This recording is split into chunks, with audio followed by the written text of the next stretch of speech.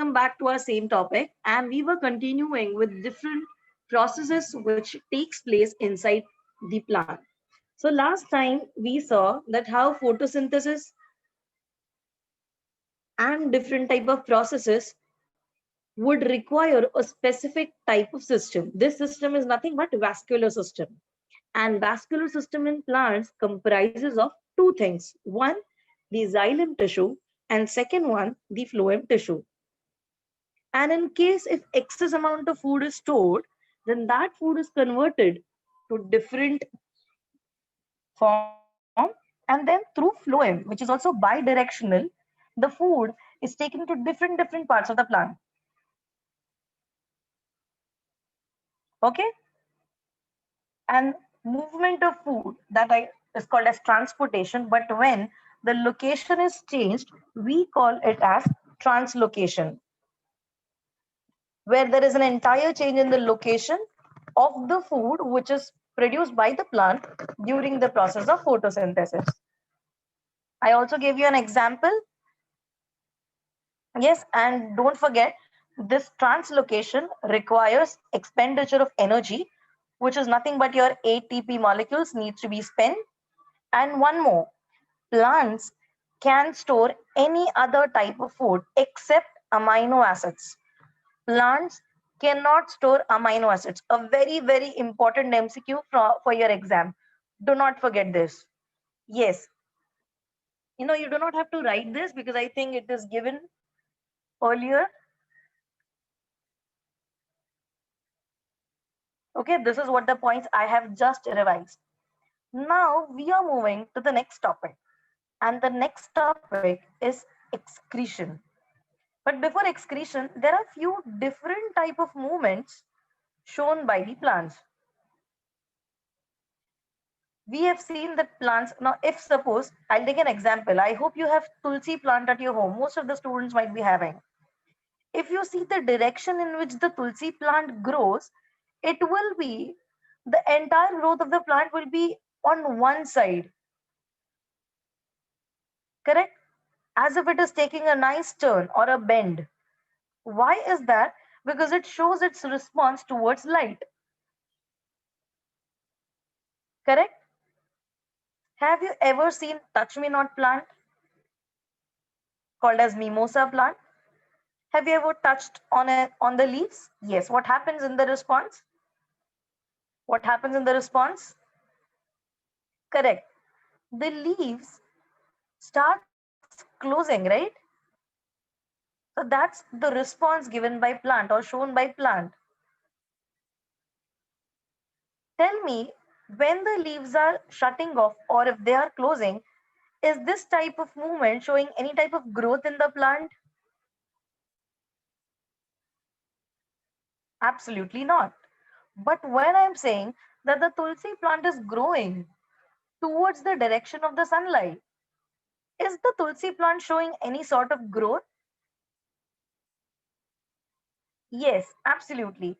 So now we are going to categorize two different movements. One, which is showing growth, will be called as growth relevant movements, and the other one, which is not showing growth, will be called as growth irrelevant movements.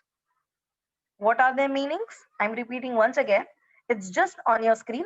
Growth relevant movements. These are the movements shown by plants which are related with growth.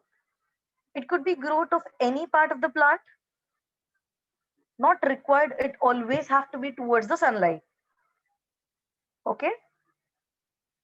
And the second thing is growth irrelevant movements. That means these are such movements in which plants will not show any specific type of growth. Movements will be done, but these movements have to do nothing with the growth part of the plant. All right. So first in the sequence, we will have examples of growth relevant movements, and then we will study growth irrelevant movements. Are you ready? You will have to observe a diagram and tell me what is happening. Okay, before that, let me clear a few doubts which are lying in the chat box. What is the meaning of stimuli or stimulus? Okay, have you ever mistakenly touched a hot object? Yes. When you touched that hot object, what happened to you? What was your immediate response?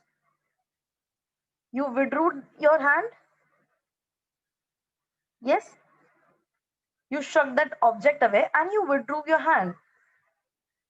Can I say you withdrawing your hand quickly on the opposite side is a stimulus, is a response to something? Yes. For an example, if a teacher comes and hits you nice away, will you be still stable standing? Not. You might fall off, you might get hurt, your ears would go blank, right? These are responses shown to a specific action. Similarly, any such response is called a stimulus. And if there is more than one stimulus, they are called as stimuli. Okay. So when the mimosa plant, which is touch me not plants, if they are shutting off their leaves, can I say it is their stimulus to your touch? Yes. That means they are responding to the external stimuli. Exactly. Now you're getting the biology or science language correct.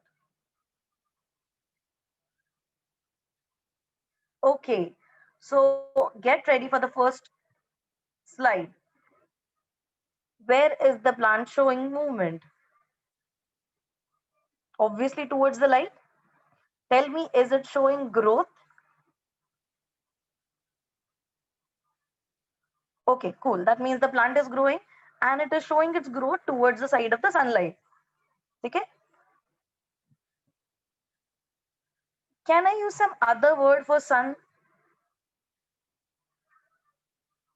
Yes, solar. But what if I have to use another word for light?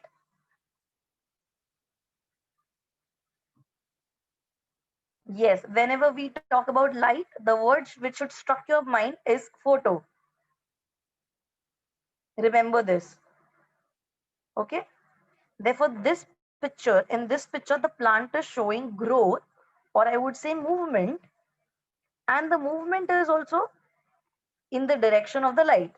So this is a part of growth relevant movements, and the movement shown by plant will be called here as phototropic movement. Okay, what did I say? It is a movement towards light. Light means photo. Therefore, this movement will be called as phototropic movement. Do not confuse this term with autotropic. Autotropic वो होते हैं जो खुद का खाना बना सकते हैं. And most of the plants are autotropic. Okay, now let's come to another doubt present in the chat box. What is the meaning of tropic movement? See, what is the meaning of tropic is any response or any growth or movement shown by plant will be called as tropic movement. Either you call it as tropic movement or you call this term as a tropism. Tropism.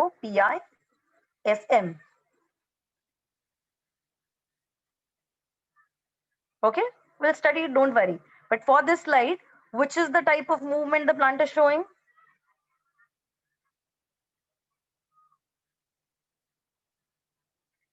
Correct. It is showing phototropic movement. Same goes for even sunflower. The flower turns from east to west very beautifully in the entire day.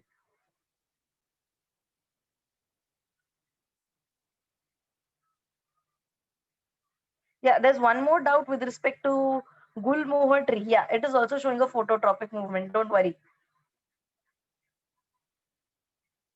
Let's go to the next slide. Here you are able to see a plant. The shoot part is growing upwards. The root part is growing downwards. If you place another separate container, you are able to see that the direction of the root changes. What is happening here? Can anybody tell me?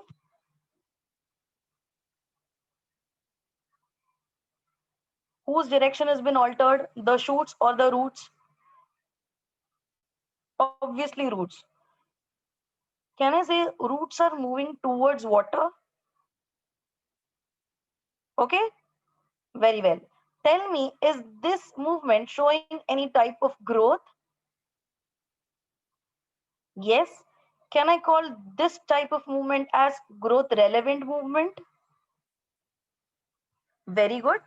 So here it is showing movement towards water, and if it's movement, if it's showing growth, that means obviously it is a tropic movement. Towards what?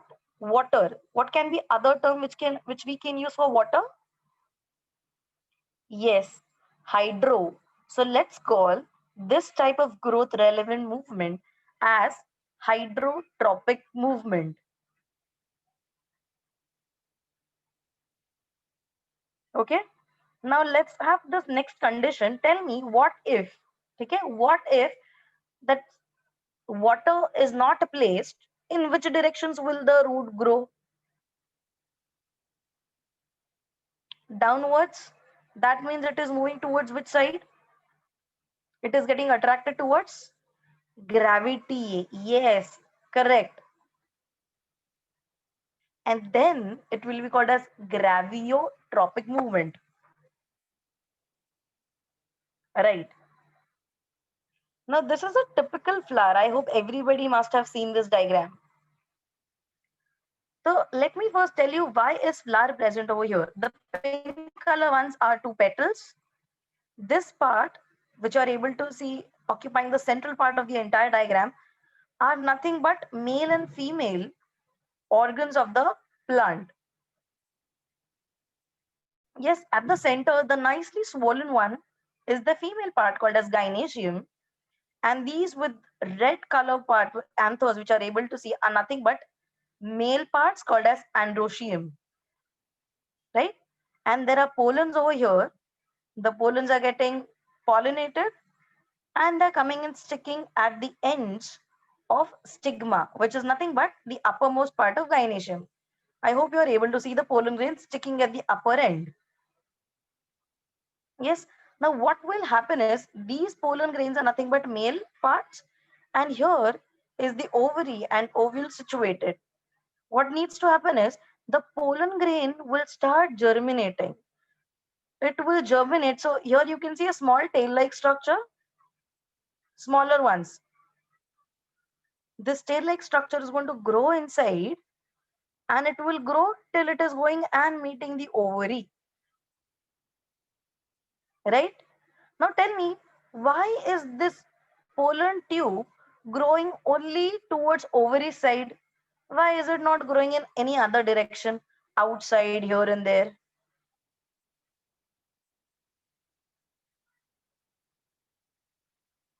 Yes, because fertilization needs to take place. Very correct. But tell me, don't you think there is some driving force because of which the pollen tube is growing exactly where it needs to grow? Yes, here is the magic. What's the science behind this? That the ovary will release some chemicals so that the male pollen tube will get signals. And based on these chemicals, the pollen tube will perfectly grow towards the direction of the ovary. Now tell me, can I say that this movement is showing growth? Yes. As I said, the pollen tube will grow slowly, slowly. You can see different phases. And finally, the male gamete is entering inside. And then fertilization and zygote formation will happen, right? And then embryo formation. So this is movement towards chemicals. And when there is movement shown towards chemical, the type of tropic movement, we call this as chemotropic movement, right? That means a movement which is taking place as a response to the chemicals which are released. Chemotropic movements or chemotropism. Okay. Now next, which is this plant?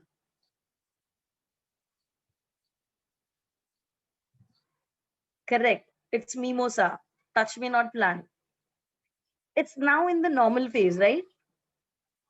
Okay. What will happen if you touch it? It closes. You just answer. Light touch, it will show slight curves, endings, the endings will start closing slightly. But later on, all leaves will completely get closed. The entire leaflet is getting closed, right? Is this a movement which is showing growth? No. What will I call such type of movement as?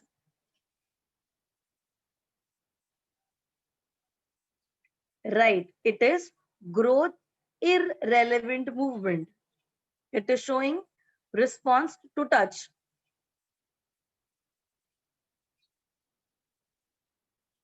Next, identify the plant. Come on, it's the very famous one.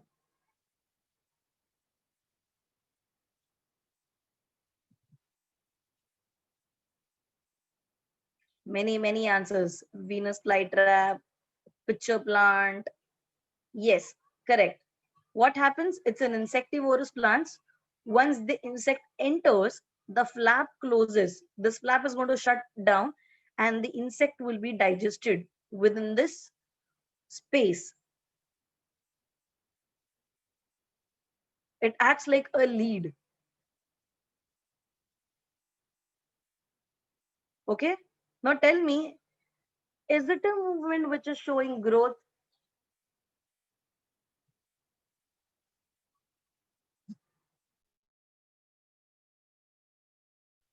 Absolutely not. Therefore, I will term this as growth irrelevant movement, right? And it is also movement shown towards touch. Now I have one more question. Have you ever seen money plant? Yes.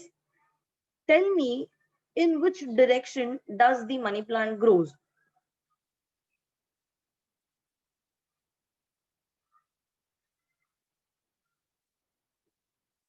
Is it taking the direction of light, direction of water, direction of touch? What does a money plant requires to grow?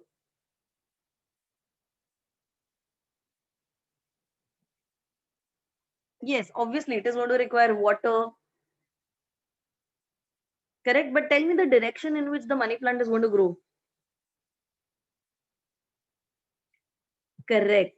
Money plant will grow in the direction of support because it's a climber. Wherever the support is, money plant will start growing. Now, this type of movement, is it showing growth? The example of money plant. Yes, such type of movement will be called as thigmotropic movement. You don't have to worry about it. It'll be called as thigmotropic movement. And also remember, it will also come under your growth relevant movements. Okay, that is what we have just studied under the heading or under the title of coordination in plants. And under coordination, let's understand the very first definition, that is tropism. What is tropism? Movement or growth of any part of the plant in response to external stimulus is called as tropism, or it is called as tropic movement. Okay, and under this category, we have different type of tropic movements. First one is phototropic movement, which is the movement shown by plants towards the source of light. Graviotropic movement, that is root system of plants responding to the stimulus of gravitation. Now I'm giving you half a minute, quickly write these 3 points with the title as coordination in plants.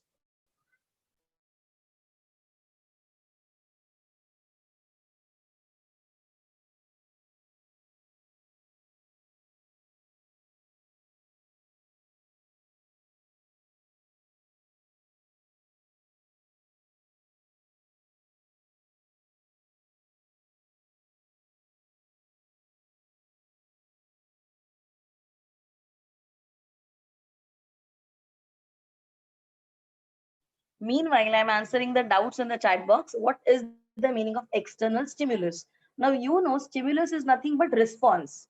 When it is from external, that is from outside, it is called as external stimulus.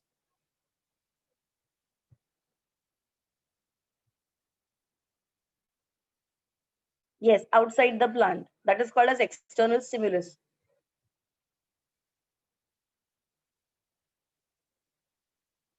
Okay, there's one more doubt. What is thigmotropic response? Dear students, please check whether your video is on by mistakenly. Krishna,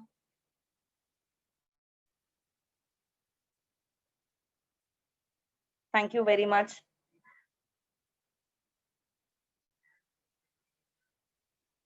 Yes, one more doubt by Kaushiki, but this phototropic plant also makes its own food, so ideally it is also autotropic.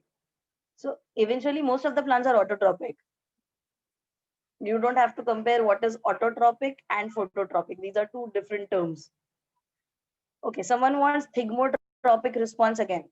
It is just response, or I would say growth of plants towards the direction of support, because the stem is very, very weak to hold on the weight of the plant. Okay, you want examples of external stimulus. Just as I said that once you touch a hot object, you withdrew it. If a needle pricks, you immediately withdrew the needle. If somebody slaps you, you're not going to stand still.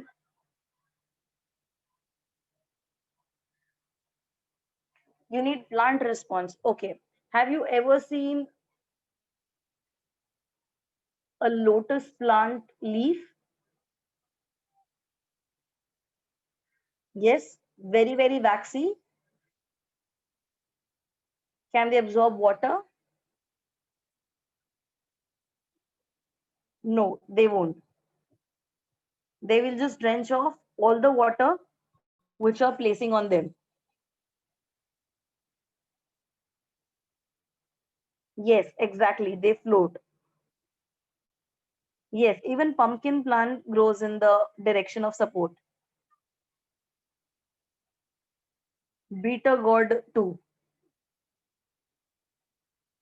Yes, creepers, runners, thinners, all of them will come as an example of your thigmotropic movement. Yes, correct. Even grapes, watermelons too, correct. Meaning of tropism. It's the first definition that's given. Movement or growth shown by any part of the plant is called as tropism.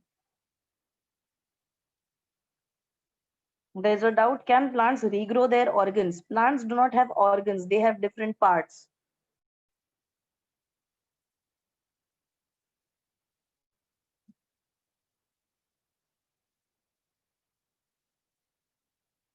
Okay, let's move on to the next slide now. We have three more tropic movements. Krishna, please switch off your video. Thank you. First is hydrotropic movement, that is root system of plants responding towards stimuli of water. Then we have chemotropic movement, that is movement shown by plants in response to specific chemicals. Example, we just saw movement of the pollen tube towards the ovary inside the flower. Third one on this slide is thigmotropic movement, that is directional growth of plant in response to touch stimulus or towards support.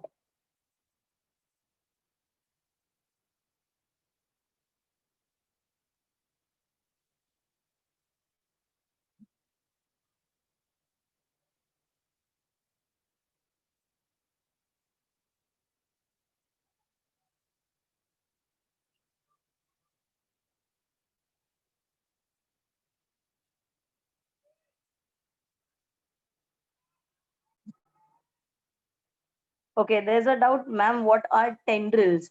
Have you ever seen a money plant? Right? If you will see the apex part or the topmost part, which is showing very small bud-like structure. So these are nothing but the extension of stem, very, very thin part, very, very thin ones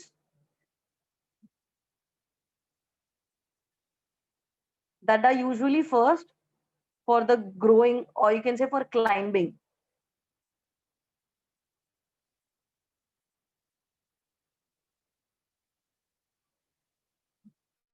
They'll be as thin as that, like a thread.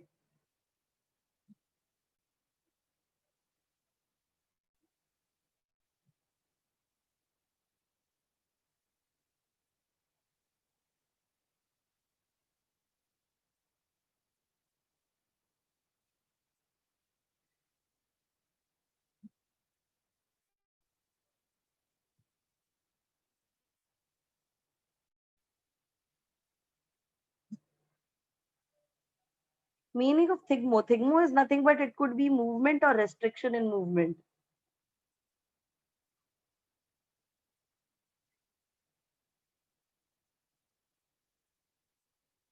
Okay.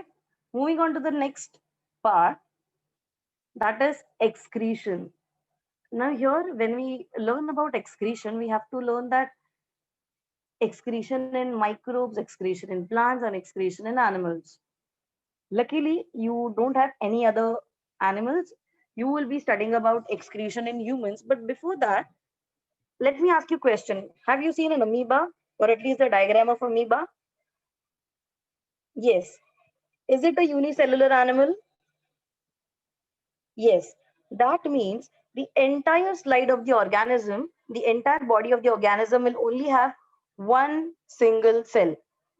And all the different process of the body should be taking place within that one cell itself, which will include ingesting the food, digesting the food, excreting the food, right? Cell division, reproduction, everything will happen within that one cell. So tell me, if any unicellular animal have to excrete, how will it take place?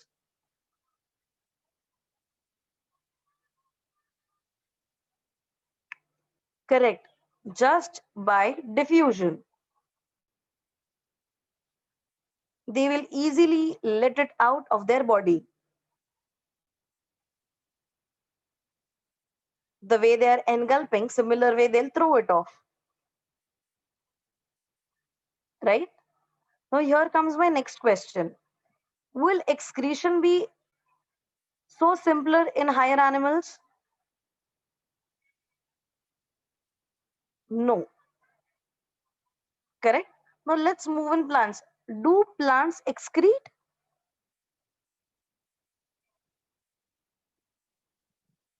Okay, we'll first understand. Okay, let's just address this question later on. Let's understand what is excretion. First, it is removal of waste of harmful substances from the body, and the entire process is called as excretion. Okay, and excretion is seen as a vital process in all living organisms, right from microbes till we, the most advanced form of animal, humans. Now, this is your question. Is excretion process taking place only in humans?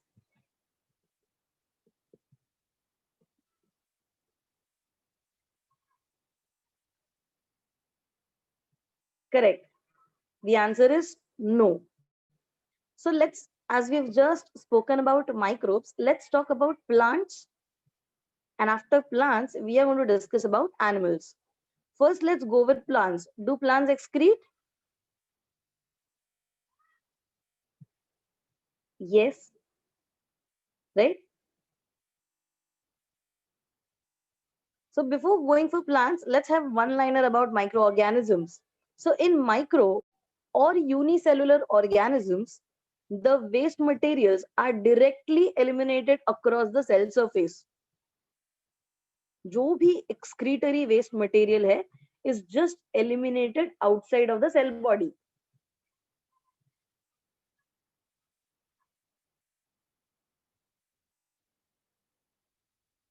Okay. Now, if we know about microbes, let's move on to plants. But whereas the process of excretion in multicellular organism is complex.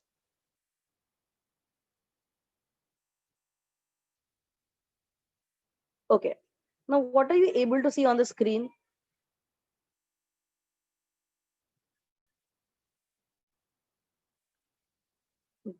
Daniel Joseph, please wait. I'll address your questions.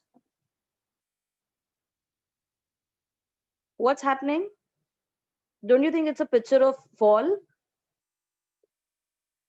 Yes, trees are shedding their leaves. Can I call this is a process of excretion which the plants show?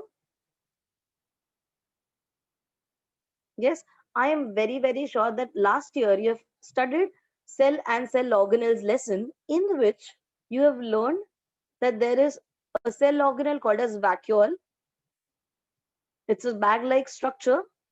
It is responsible for storage of all such things, including the waste material. Yes? Okay. So that's the first example. Veer from Ghatkopar, please switch off your video.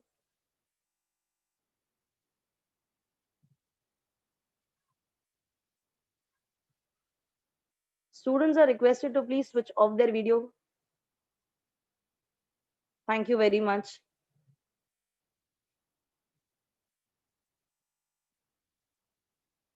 Okay, so that's the first example where we saw that plants excrete also by shedding of their leaves. And all these leaves which are being shedded off will have vacuoles filled with waste. We usually see even for our normal plants, which are there in our garden or maybe in the balcony, the leaves which fall off are yellow in color. Why? Because all waste materials are transferred onto a leaf in which the vacuoles will be packed with the waste materials and the leaf will stop performing photosynthesis. And then they will fall off. Another way. Can you guess what's there in the picture?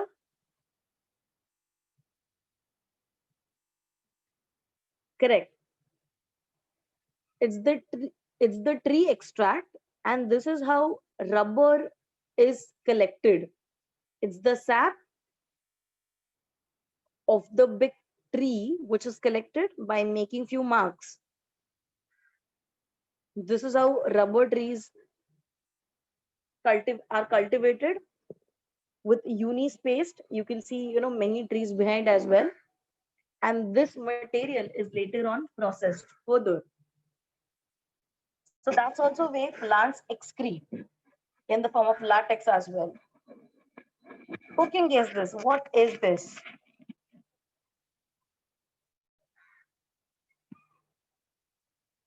Is it a vegetable? No, it's not a lotus leaf. We eat it.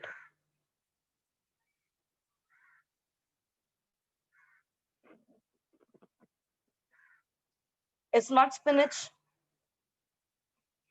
And yes, the local name which you're using is very correct.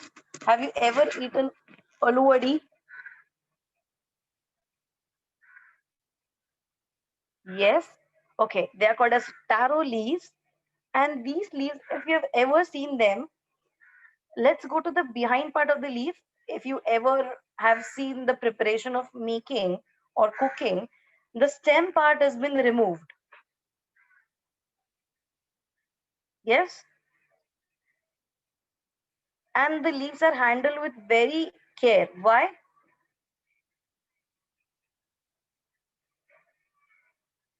Because there is something present at the base of the leaf and on the stem as well. What is this? So let's understand. In some plants, waste materials are present in the form of crystals of calcium oxalate, and they are called as raphites. Correct. Even for elephant foot, सूरन जिसको हम लोग कहते हैं, even they show raphites. What are raphites? Raphites are waste material of the plant which are made up of calcium oxalate. Now what I'm going to show next will be the images of raphites under microscope. Yes, yes, it's that Gujarati dish patra. These are very, very fine crystals. Very fine. Have you ever touched a very new wooden plank? We ought to be very, very cautious. Why? Because any small spicule-like structure can, insert a finger. They are very sharp and very small, very tiny. Barely we could see them from our naked eyes. Same is with graphite jasper. Very sharp but very tiny. Okay. So even remember, plants excrete in the form of graphites. Okay. Now till here we are done with excretion in plants. Now I'm moving on to the next topic. We'll be only covering the gist, or I would say not the entire topic will be completed today. We will move on to excretion in humans. Now here is your next question. Answer my question. Humans excrete in the form, in how many different forms?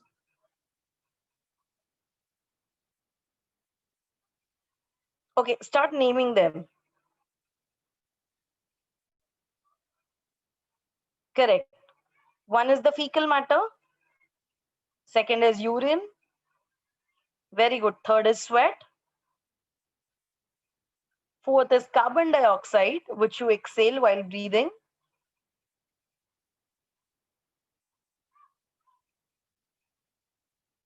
And very good. Even mucus. Very nice. Yes, earwax.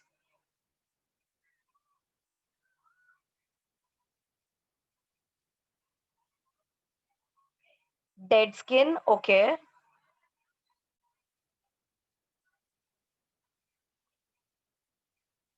No, saliva is not an excretory waste. Peeling off of the skin can be considered as waste.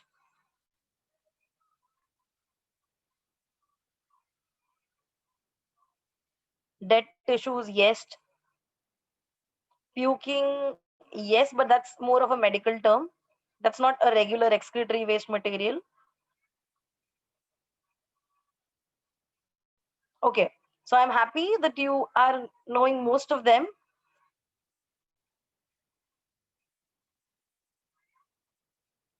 Yes, even the eye secretions, which entrap if any dirt particle has entered your eye. Yes, even tears are waste product of the body. Very good. Nice. So you have answered most of the excretory waste materials, or I would say almost all of the waste materials of humans. Now, for fecal matter, we know that entire process of digestion needs to be studied. And I'm very sure that my students are well versed about it. This time, we are going to focus more onto urine formation. Okay, now there's another question. What is the meaning of fecal matter? Fecal matter is the solid excretory substance which is released outside of the body. And urine is the liquid excretory substance which is released outside of the body. Fecal matter is also called as feces or excreta.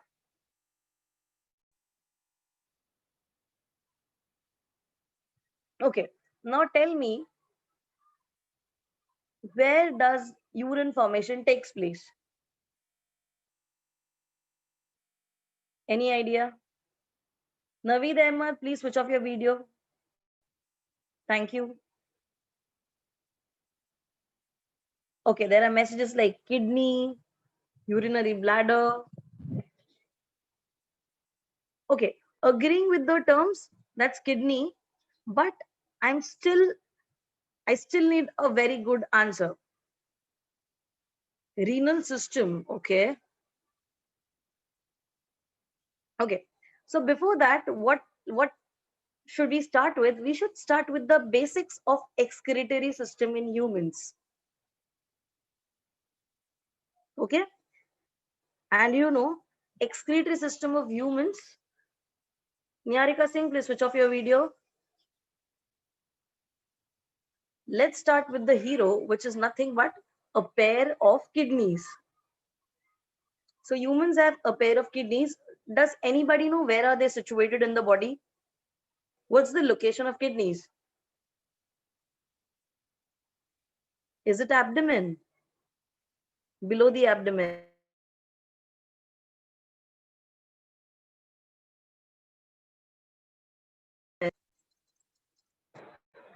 Below the rib cage? Behind? Besides? Near thigh? No?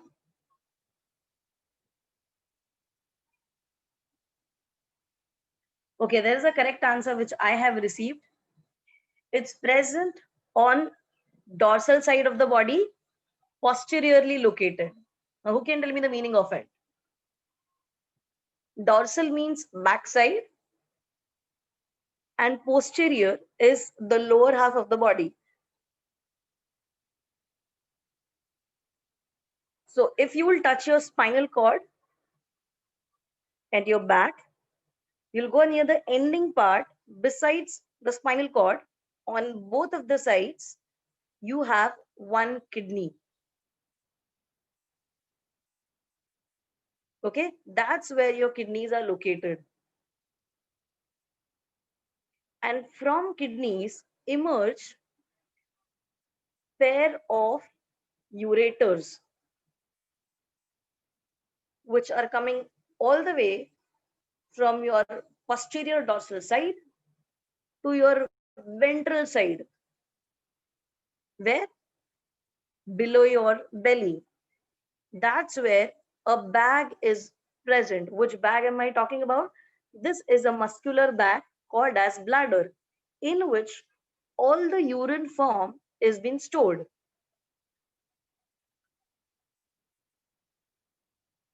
Okay, why the heart? I'll tell you, don't worry about it. And from that bag emerges one more small tube called as urethra. But before that, there will be a question: why is heart present over here? Have you all studied about heart? Okay, now let's first answer your question: why heart? You ready for this? Okay, tell me, what is the function of heart? What does the heart do?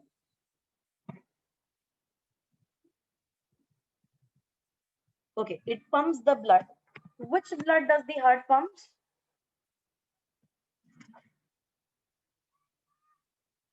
Good, bad, impure, pure. Many weird answers. Okay, let's just make this simpler. Okay, let's make this part simpler. What I will draw is, let's just divide the heart into basic compartments. So we all know heart is an organ made up of 4 chambers,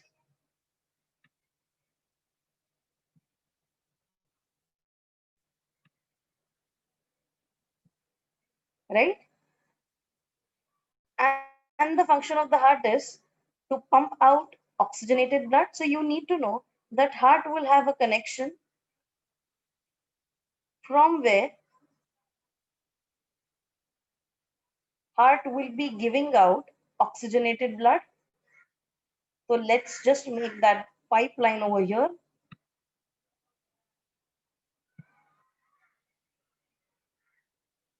Okay, and heart will also collect the deoxygenated blood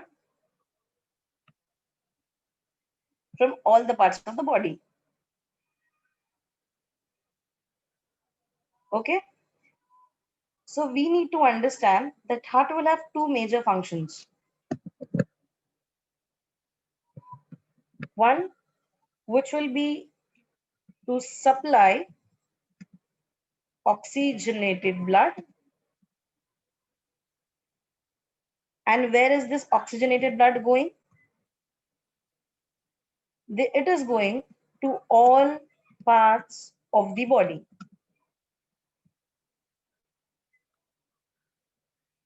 Okay, Now here is one more question. Where is this oxygen coming from? Do you remember when we breathe air, we inhale oxygen? From the lungs, this oxygen is getting mixed with blood, and blood, yes, correct. Through alveoli, they diffuse into the blood, and now this blood is carrying oxygen to heart. And what will heart do?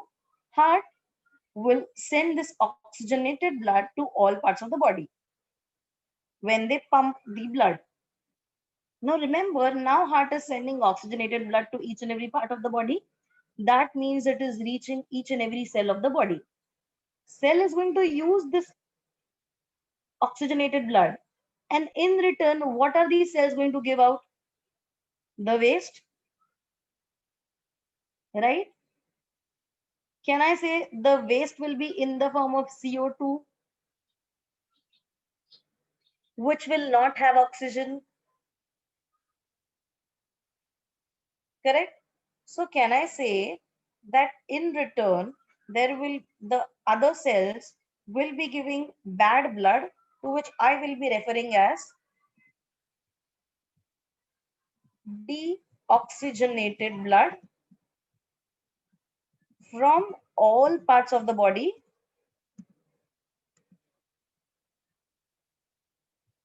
to the heart, right? Okay, so now you need to understand basic concept that heart will have half of the blood vessels which will be busy in transportation of oxygenated blood, and half of the blood vessels.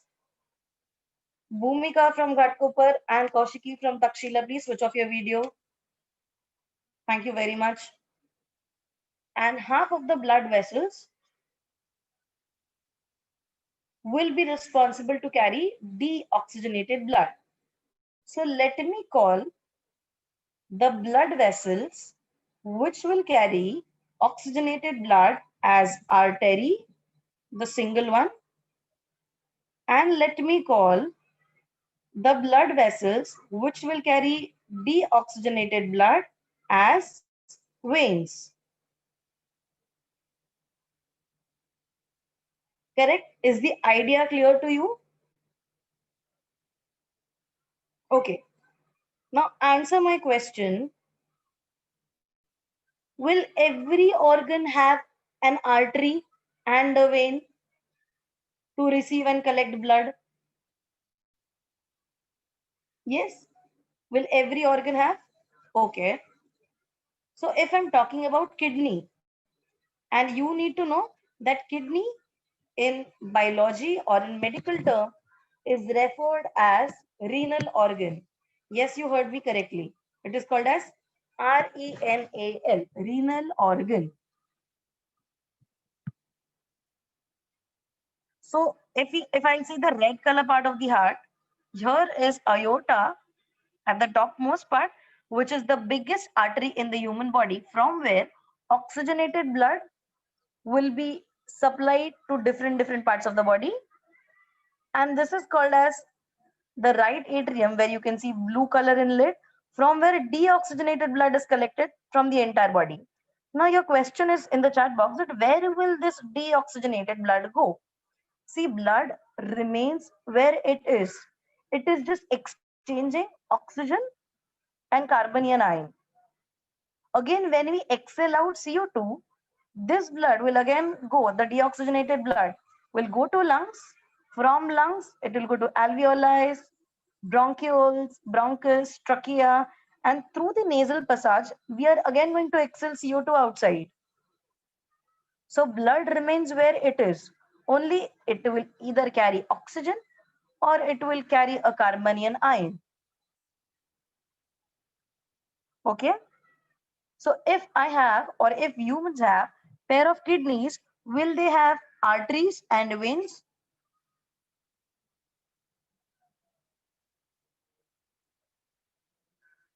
Yes. So let us first see. Let us first denote a red color blood vessel as artery, and let us denote blue color blood vessel as vein.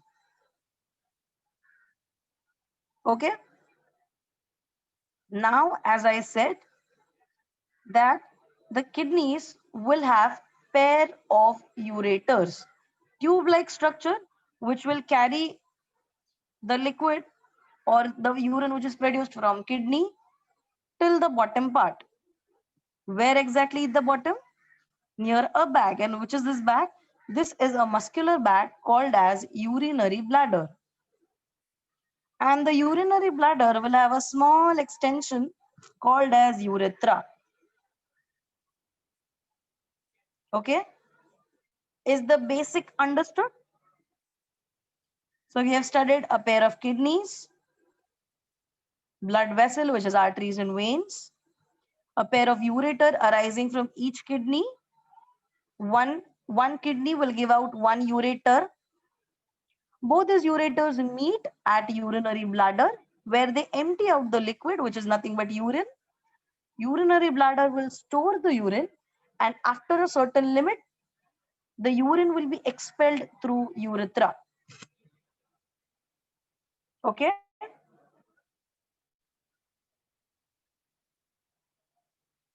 Okay, it's time up and I'll end the lecture.